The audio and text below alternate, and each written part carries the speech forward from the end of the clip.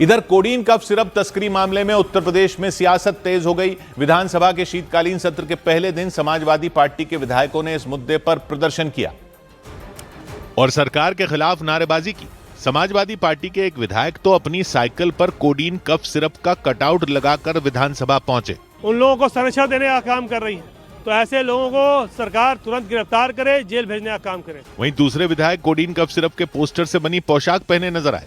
उन्होंने सरकार से आरोपियों के खिलाफ कार्रवाई की मांग की। मिर्जापुर के कालीन भैया पीछे रह गए और अब जौनपुर के कोडीन भैया आगे पहुंच गए।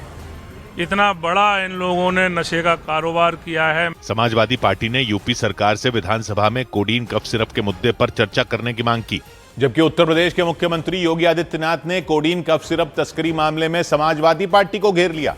उन्होंने दावा कर दिया कि हर माफिया का संबंध समाजवादी पार्टी से है और उन्होंने आरोप लगाया कि कफ सिरप केस के आरोपियों के तार भी समाजवादी पार्टी से ही जुड़े हैं।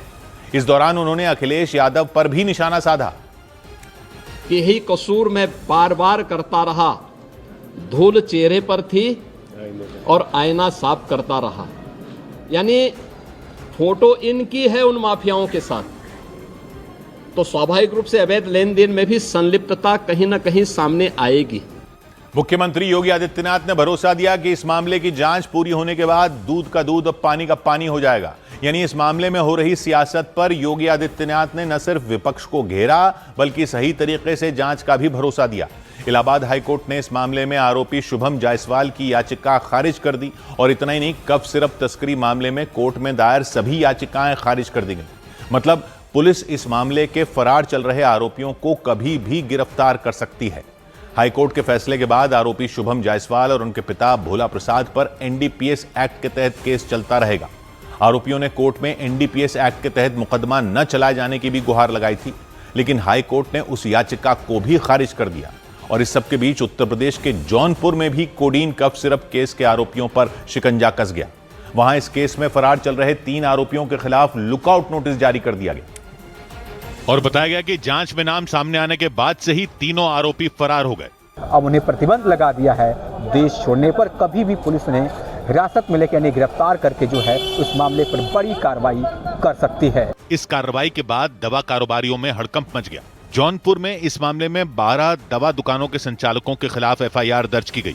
पुलिस ने अपनी जांच में आरोपियों के तार किसी बड़े नेटवर्क से जुड़े होने की आशंका जताई और अब जौनपुर पुलिस के साथ ईडी भी इस केस की जांच में जुट गई।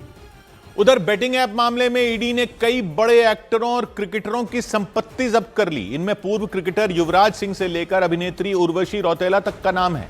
ईडी की जांच में सामने आया कि 1x नाम का बेटिंग ऐप बिना किसी इजाजत के ऑनलाइन बेटिंग और जुए का धंधा चला रहा था और इसीलिए ईडी ने कई बड़ी हस्तियों की करोड़ों की संपत्ति जब्त कर ली।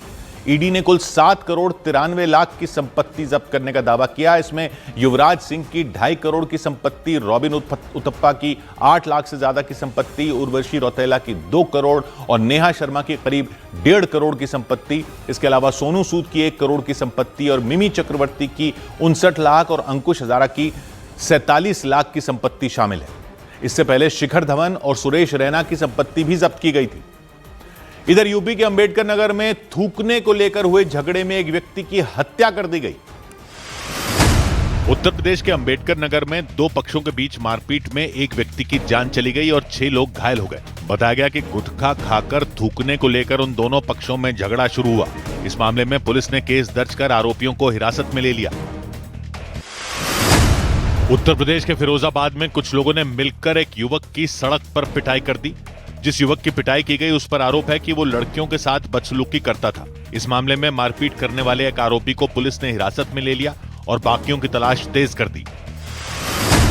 राजस्थान के डिडवाना में पुलिस ने अवैध धर्मांतरण कराने के एक आरोपी को गिरफ्तार किया। लालचंद डेविड नाम के आरोपी पर 15 से ज्यादा लोगों का अवैध तरीके से धर्म बदलवाने का आरोप लगाया गया।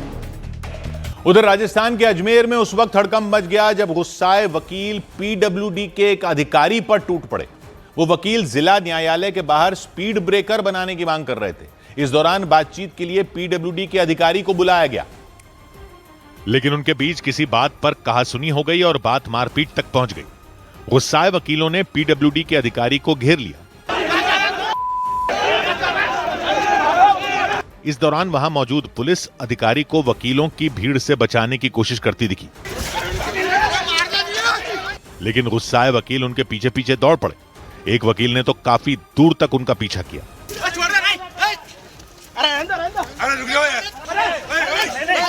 इसके बाद पुलिस किसी तरह अधिकारी को एक मोटरसाइकिल पर बैठाकर वहां से ले गई।